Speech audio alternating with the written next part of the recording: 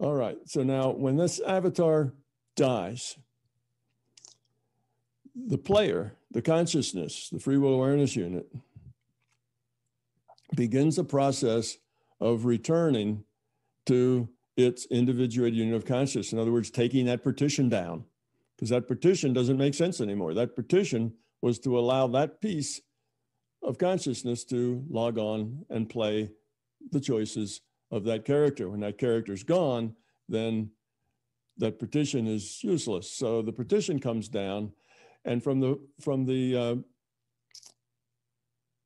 free will awareness unit's points of view, it has a body, it dies, and it becomes aware that it is somewhere else. Immediately, it remembers all of its just past life, but that starts to fade like a dream. Just as dreams fade, that memory begins to fade. And during that fading process, that partition is being taken down, and that little piece of consciousness reunites with the individuated unit of consciousness.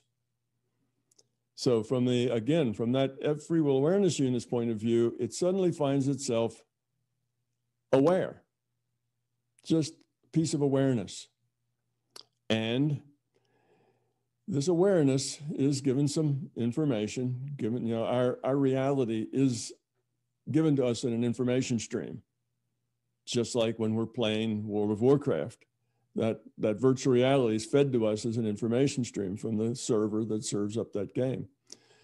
Okay, so the memory begins to fade, and there's a transition virtual reality. I just call it the transition reality, and that's where this conscious now becomes aware. They're in another virtual reality, not this one, but another one.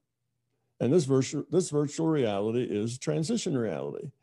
The transition is there to make this transition from believing that you are a avatar to returning to understanding yourself as consciousness, and not to have that happen kind of all in one instant. That's a little much to take. So it has to be slowed down a little bit so that you can adjust to that change in perspective. So that's what this transition reality is for. It's just to give you a little time to adapt to that change in perspective. So right away, you may be greeted by people you know who have died. And you may see them and they'll say, oh, yeah, welcome. Sort of like the Walmart greeter. They're out there at the front door, and they're greeting people. They're making you feel at ease. They're making you less stressful, because right away it's like, where am I? What is this? What's going on? And particularly if you have religious indoctrination, you're wondering, is this heaven or is this hell, or what's going on to me? And you may have a lot of fear. So they need a transition place just to let you decompress a little and get through this transition and stay positive about it. Now, those people that are greeting you, they look like maybe your deceased parents or Uncle Fred or somebody, but basically that's the larger conscious system playing those individuals just to make you feel better. And they don't hang around long. For some reason they seem to be busy, and they say, well, we got to go now, go over there and stand in line and, matriculate in. And it's just a lot of busyness just to give you time. It's a lot of stalling around, really, just to give you time to let go of that. And very quickly, you don't really remember that past life so much anymore. You're just in this transition reality, transitioning to something, and you're not quite sure what, but eventually you get bored and you'd like to get back to doing something more effective, more, you feel like you're kind of wasting your time, and then you go back and get another avatar and get back in the game.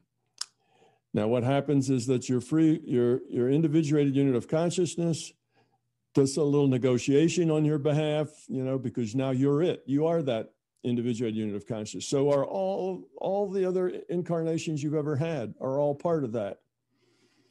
Okay, so you've had many of these lifetimes. You've had many elves. You've played these characters. So you think about, well, what are my weak points? What are my strong points? Now I know what I'm doing here. I'm growing up. I'm trying to lower entropy. I'm trying to evolve the quality of my consciousness. What sort of situation do I need?